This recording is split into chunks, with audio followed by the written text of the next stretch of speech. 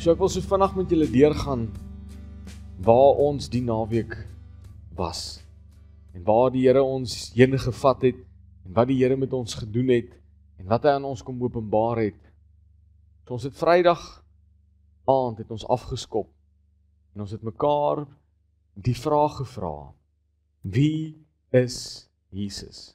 Nou in kort opgesom, as ek vir jou vandag moes vra wie is Jesus, dink ek nie gaan jy vir my 'n 100% akkurate beskrywing kan gee van wie Jesus is nie. Johannes sê dit, ons verstaan nou ten dele, ons sien nou maar gedeeltes van Jesus raak, en ons sal nooit die hele prent raak sien nie, maar eendag sal ons dit raak sien. Maar wat ons kom uitvind het Vrydag aand, is die Here verdien eerbiedigheid. Dis wie hy is.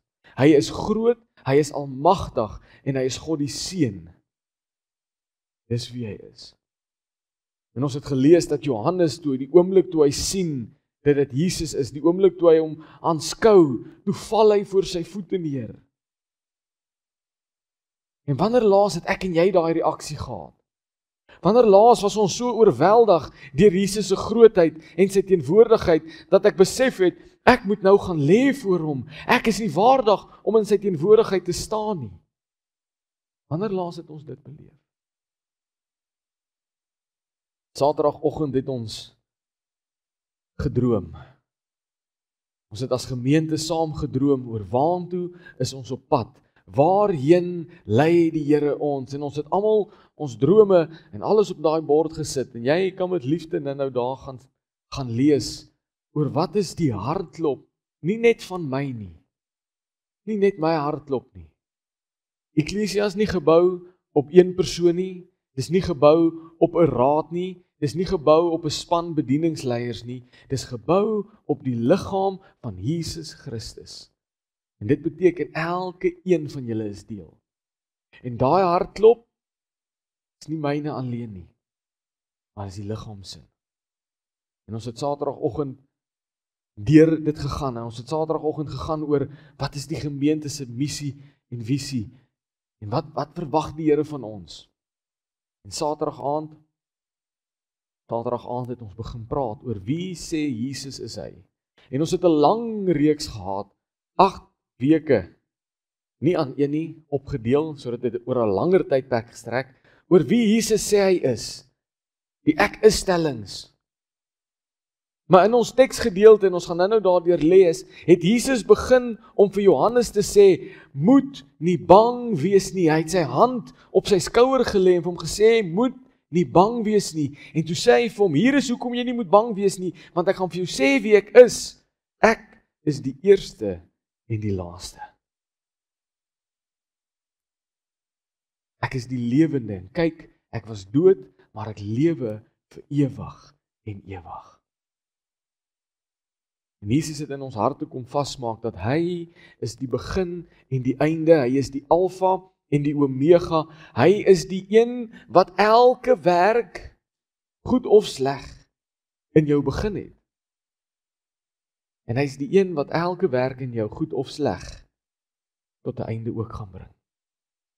En die tussenin is 'n kans vir jou om te vertrou en te weet dat die Here, sy woord sê, hy sal alles ten goeie laat meewerk vir die wat hom liefhet.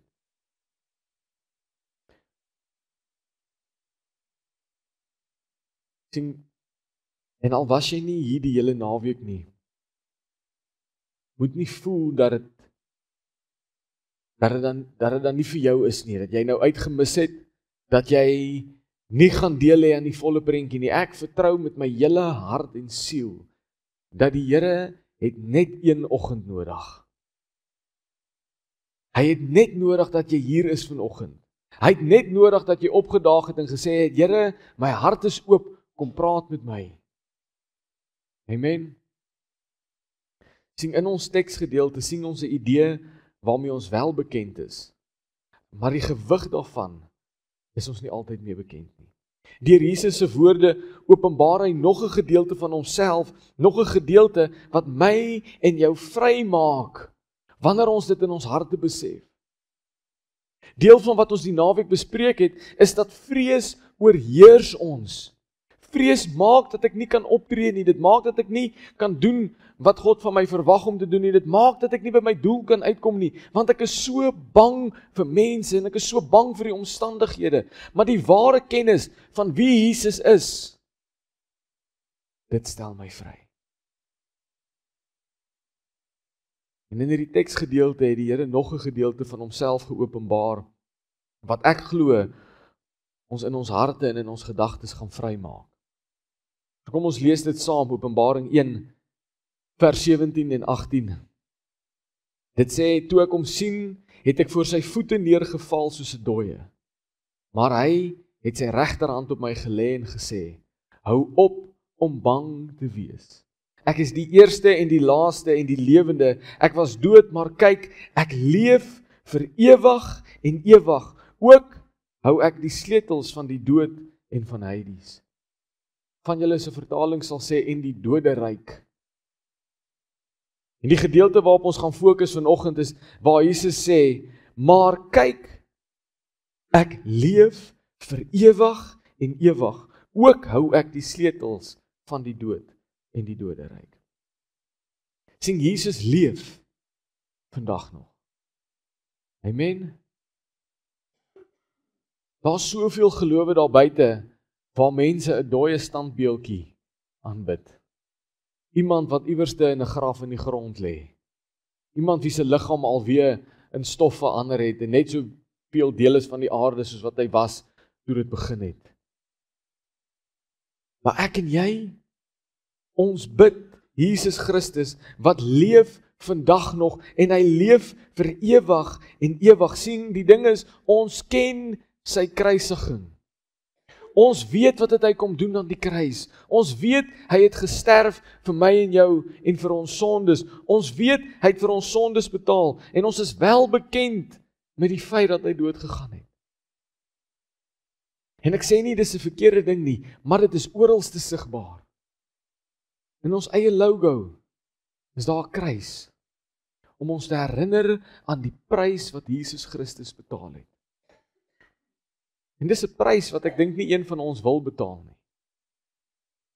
Romeine sê die loon vir die sonde is die dood. Dit is wat elkeen van ons verdien het. En wat Jesus Christus aan die kruis kom doen het, is hy het kom betaal daarvoor. Maar besef ons werklik wat dit beteken wanneer hy sê, kyk, ek leef vir ewig en ewig. Kan ek met julle deel? So wanneer Jesus sê, ek leef vir ewig en ewig, bevestig hy dat hy is die Messias. Hy is die een wat gestuur is om my en jou te kom red. Die feit dat Jesus dood gegaan het, beteken dat hy die prys vir die sonde betaal. Beteken jy skuld niks meer nie. Jy is vrygekoop. Die feit dat hy leef en vir ewig leef, beteken dat meer as net die sonde betaal, het hy die dood en die sonde oorwin. Want dis wat gebeur het, toe hy opgestaan het uit die graf uit. Weet julle wat het gebeur? Dood het nie 'n houvas op hom mee gehad nie. Daar is nie een mens vandag wat dood gegaan het en self opgestaan het. Jesus Christus alleen het die dood oorwin. En my gebed vir vanoggend is dat julle in julle harte sal besef, soos wat die Here my gehelp het om in my hart te besef, wat dit beteken dat hy die dood oorwin het, wat dit beteken die feit dat hy vir ewig en ewig lewe.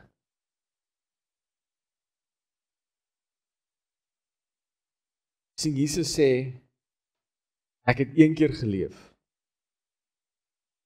Die teksgedeelte sê, hou op bang wees, ek is die eerste en die laaste en die lewende. Kyk, ek was dood, maar ek leef vir ewig en ewig. Hy het een keer geleef hier op aarde, tydelik, 'n kort tydjie, toe sterf hy aan die kruis. En dan sê hy, kyk, ek lewe vir ewig en ewig. Ek dink daar's 'n baie spesifieke rede hoekom Jesus sê, maar kyk. Dis amper asof hy vir Johannes wil sê, let gou-gou bietjie op. Fokus gou-gou op die volgende paar woorde. Sit gou-gou al jou ander gedagtes een kant toe. Vergeet gou-gou van die stof op die grond en waarin jy lê. Vergeet gou-gou van jou omstandighede. Vergeet gou-gou van die feit dat jy op 'n eiland gesit is. Vergeet gou-gou daarvan. Kyk gou-gou net. Let op hierdie feit. Ek lewe vir ewig en ewig. Hy het die dood oorwin en hy lewe vir ewig en ewig. Hoekom is dit vir my en jou so belangrik? Hoekom het ons nodig om te besef dat hy lewe vir ewig en ewig? 1 Korintiërs 15:17 is nie een van jou yskasverse nie. Is nie 'n gunsteling vers nie, maar dis iets wat jy nodig het om te besef en te hoor. Dit sê, en as Christus nie opgewek is nie, is julle geloof vergeefs. En is julle steeds in julle sondes. Ek wil hê ons moet vanoggend hierdie ding verstaan. En ek is jammer dat ek myself herhaal. Maar die feit dat hy gesterf het aan die kruis, het die prys betaal. Die feit dat hy opgestaan het die oorwinning behaal. Die feit dat hy gesterf het gemaak dat ek en jy nie meer skuldig is aan al die goed wat ons gedoen het nie. Die feit dat hy opgestaan het en leef, maak dat ek en jy nie meer vasgehou word deur die dood en deur sonde nie. Ek en jy is ook bestem om een keer dood te gaan, maar weet jy wat gebeur na dit? Jy leef ook vir ewig en ewig, want hy het die dood oorwin. Weet julle wat beteken dit? Dat die dood en sonde het nie meer 'n houvas op jou nie. Dit voel dalk so, regtig te doen. Ek verstaan die gevoel. As jy wil weet hoe 'n houvas sonde nog soms op my het, gaan kyk woordskool. Ek admit 'n paar goed daar binne, wat nie altyd lekker is om te admit. Maar houvas het nog 'n sonde op 'n mens. Maar Jesus, die feit dat hy leef en vir ewig leef en die dood oorwin, het sê dat dit het nie meer 'n houvas op jou nie. Jy is nie meer 'n slaaf van die dood nie. Sien, sy dood betaal die prys. Sy opstanding behaal die oorwinning. Sy dood betaal die prys, maar sy opstanding maak jou vry. Sonde en dood is oorwin. Wie van julle ken 'n stoeigeveg? Weet julle wat 'n stoei? Is hier 'n stoeiklap in Standerton? Nee. Ek weet in Parys was daar 'n stoeiklap en toe ek jonger was, baie jonger, het my ouers ons ingeskryf vir stoei. Maar ek het baie vinnig belangstelling verloor. Dit is vir my te naby aan mense die hele tyd en is 'n gestoeiery. Is nie lekker nie. Jy weet dan op 'n stadium begin een van die twee warm kry of al twee. En dan is dit ongemaklik. Maar julle weet hoe werk stoei. Daar's twee mense teen mekaar en hulle stoei om mekaar vas te pen op die grond en dan is daar 'n ou wat op sy pens neerval en dan kyk hy nou, is sy skouers plat en dan tel hy 1, 2, 3 en as hy by 3 gekom het, dan die ou wat bo was, is die een wat oorwin het. Wat gebeur in daai situasie vir die ou wat oorwin het? Na die tyd staan hulle op en dan vat die skeieregter hulle hande en dan lig hy die een se hand in die lug en hy sê, jy het oorwin. En die ou wat oorwin het kan omdraai en sê, sien julle hierdie ou? Hy in sy rooi pakkie. Ek het hom oorwin. Hy het nie 'n houvas op my nie. Hy was nie bo toe die ref tot 3 getel het nie. Hy was nie die een wat oorwin het nie. Dit is wat Jesus Christus met die dood en met sonde in jou lewe kom doen het. Hy het jou hand opgetel en gesê, sien jy dit? Dit het nie meer 'n houvas oor jou nie. Jy is bo dit. Jy het oorwin. Hy het vir jou die oorwinning behaal. Dit beteken, ek en jy hoef nie terug te gaan onder die las van sonde nie. Beteken jy is vrygekoop.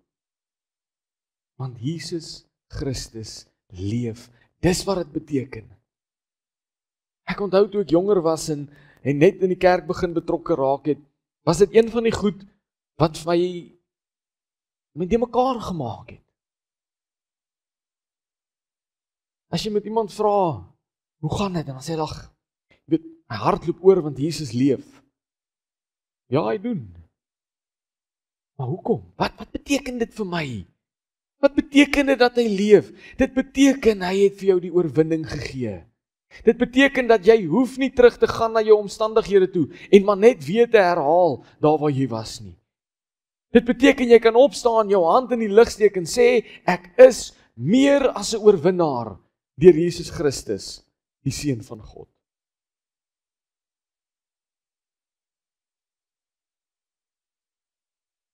In Korintiërs 15 vers 54 tot 57 sê die volgende: En wanneer hierdie verganklike met onverganklikheid en hierdie sterflike met onsterflikheid bekleed word, waarvan praat hy? Praat van die dag wanneer jy vir ewig by Jesus inleef. Praat van die dag wanneer jy sterf. Dis waarvan hy praat. Hy sê die dag wanneer dit gebeur, sal die woord wat geskryf staan vervul word. Die dood is verslind in oorwinning. En oom Janie het dit gisteraand met ons gedeel. Die dag as jy jou asem hier uitblaas, wanneer jy by jou streepie gekom het wat getrek is in die sand. Dis nie die streepie van verloor nie, dis nie die streepie van ellende nie, dis nie die streepie van hartseer nie. Dit is die wenstreep waaroor jy dan tree. So wanneer dit gebeur, wanneer jy daar kom, sê die woord, die dood is verslind in oorwinning. En dan vers 55, haal 'n ander gedeelte in die teks aan en dan sê hy, dood, waar is jou oorwinning? Dood, waar is jou angel? Die angel van die dood is die sonde en die krag van die sonde lê in die wet, maar aan God die dank wat aan ons die oorwinning gee deur die Here Jesus Christus. Jy kan vanmiddag, jy kan nou huis toe gaan en wanneer sonde weer aan jou deur klop, kan jy hom herinner en sê, sonde, dood, waar is jou angel? Wat se effek het jy op my? Niks nie.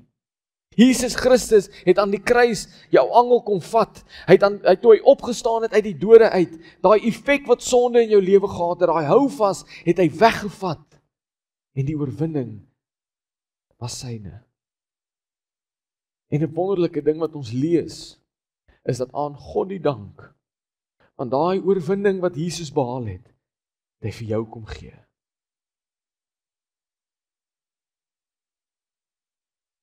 Paulus sê, ek het die goeie stryd gestry, ek het die wedloop voltooi, ek het die wenstreep behaal, ek het aanhou hardloop, sodat wat? Ek die oorwinningskraans van geregtigheid kan kry. Daai kroon wat hulle vir iemand gee wat wen, nie die kroon vir 'n koning nie, die kroon vir as die ou eerste oor die wenstreep gehardloop het, daai kroon. Jesus sê, ek haal hom af en ek gee hom vir jou, want weet jy wat? Ek het gemaak dat jy ook 'n oorwinnaar is. Amen. Sien, die geheim is dat jy hoef nie meer in jou sonde te leef. Jy het deur Jesus Christus genoeg krag om dit neer te lê. En ek weet, glo my, ek weet dit is moeilik. Weet dit. Ek sal nooit hier voor staan en vir jou jok en sê dit was maklik nie. Of dit is maklik nie. Ek weet dit is moeilik. Ek weet dit is swaar. Dis 'n las wat moeilik is om te dra. Ek weet dat jy sukkel. Ek weet dit ook. En nie omdat ek op jou spaai of afloer of omdat ek agter jou rug mense met my kom skinder oor julle nie. Dis nie hoekom nie. Ek weet want ek het daardeur gegaan en ek gaan daagliks daardeur. Ek weet dis moeilik.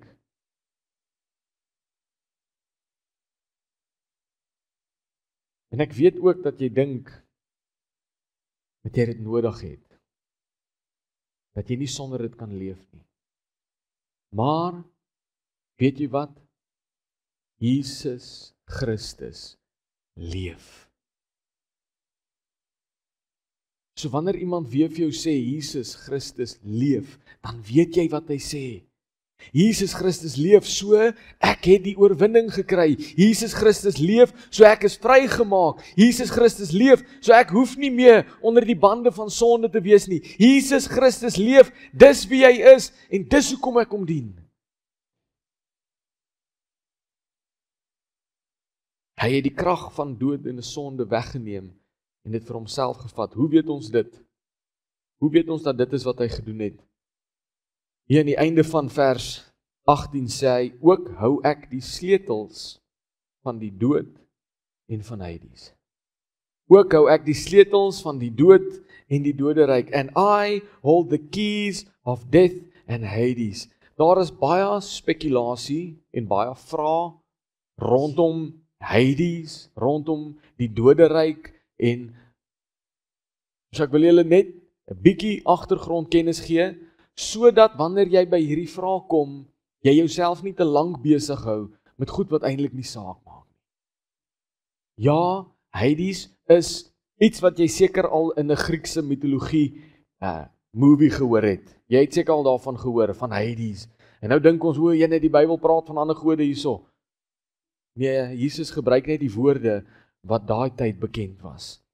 Mense het geweet waarvan hy praat as hy gesê het Hades. Hy praat van die doderyk. En voordat ons onsself te lank besig hou met waar die doderyk is, die doderyk is maar net 'n plek waar almal heen gaan en wag totdat die Here hulle almal saam met die duiwel hel toe stuur. Dit is eenvoudig. Ons hoef nie te veel daarop in te gaan oor presies wat dit is nie. Maar hy's iets wonderbaarlik wat ons hier sien. Hier's iets wat ek glo, dit het op 'n stadium my oë laat oopgaan en dit het my lewe verander en ek hoop te doen dieselfde vir jou. Hier's iets in hierdie teks wat vir ons uitstaan sien. Ons as mense het hierdie gedagte dat Jesus regeer in die hemel en die duiwel regeer in die hel. Dis waarmee ons groot word. Dis die prentjie wat ons het. Ek wil vir jou sê, die woord van God sê dat die duiwel regeer nie eers in die hel nie. Hy het nie eers 'n sê of 'n houvas daar nie, want Jesus sê, kyk, ek het die sleutels van die doderyk. Ek het die sleutels van die dood. Ek het die sleutels van sonde. Ek het die sleutels van Hades. Niemand anders as ek regeer op enige plek nie, op hierdie aarde of in die geestelike riem nie. En jy kan hier sit vanoggend en kwaad raak vir die Here. Want as hy dan die sleutels vir die hel het, hoekom stuur hy mense hel toe? Hoekom stuur hy mense dan soontoe? Ons kan kwaad raak vir hierdie stelling. Ek wil vir jou sê, hy het nie die sleutels omdat hy mense wil hel toe stuur nie. Hy het die sleutels want hy wil jou so ver as moontlik van daar af weghou. Hy het die sleutels nie om vir jou oop te sluit om in te gaan nie. Hy het die sleutels om vir jou oop te sluit om te sê, kom uit. Ek en jy is sondaars by geboorte. Nog voordat jy iets gedoen het, nog voordat jy 'n besluit gemaak het, jy's gebore in 'n sondige liggaam in. Adam en Eva het gemaak dat die sonde heers oor hierdie aarde. En die dood was vir elkeen van ons 'n bestemming. En ons raak kwaad want ons dink Jesus sluit oop sodat mense kan ingaan. Nee, hy doen nie. Hy sluit oop sodat jy kan uitkom. Ons is gevangenes van die dood en die sonde. Ons is slawe van die dood en die sonde. En Jesus sê, ek het die sleutels wat dit oopmaak. Ons dink die vyand het beheer. Ons dink hy sleep mense hel toe. Nee, dis maar net die plek waar hy ook eendag vir altyd gaan wees. Maar net die plek waar hy ook gestuur gaan word. As ons vandag vir mekaar moes vra, en ek sluit af met hierdie gedagte. Ons vir mekaar moet vra, wie is Jesus vanoggend? Dan is daar twee goed wat ek wil hê jy moet onthou en huis toe vat. Dat Jesus is die een wat leef, die een wat dood en sonde oorwin het. En hy is die een met die sleutels van die dood en van Hades. Hy is die een wat jou kan vrykoop. So die vraag is vanoggend, sit jy nog agter die hekke van dood en sonde vas. Jy hoef nie jou hand op te steek nie, maar in jou hart antwoord net hierdie vraag vir jou. Sit jy nog agter daai hekke vas? Want sien, ons het 'n prent. En hy's op die skerm nou. Dis die naaste wat ek kon kry. Wat min of meer Bybels akkuraat was, ook nie eers heeltemal nie. Van wie Jesus Christus op die oomblik is. Dis maar 'n gedeelte van wat hy dalk eendag soos gaan lyk. En hy hou die sleutels wat jou kan vrymaak in 'n oomblik in sy hand. Die probleem wat ek en jy mee face, ek het 'n pastoor saam met hom gewerk. Hy het gesê, het jy geweet dat die hel het 'n temalied?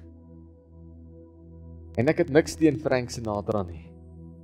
Maar die hel se temalied is, and I'll do it my way. Dis die probleem wat ons het. Ons dink ek gaan dit my way doen. Ek gaan my dinge doen. Ek gaan doen wat ek wil doen en ek gaan myself regkry en ek gaan self regkom. Dit help nie. Jy probeer dit jou way doen nie. Jesus Christus is die een met die sleutels. Jy kan met liefde inkom.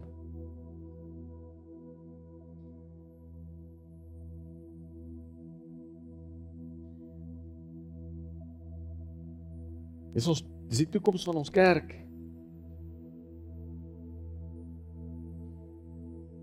Tjoe, kyk vir jou. Oulik.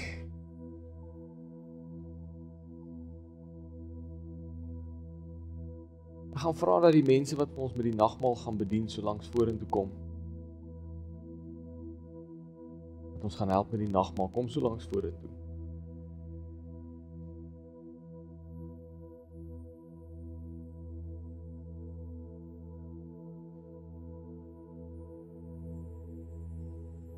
Julle is almal welkom om in te kom.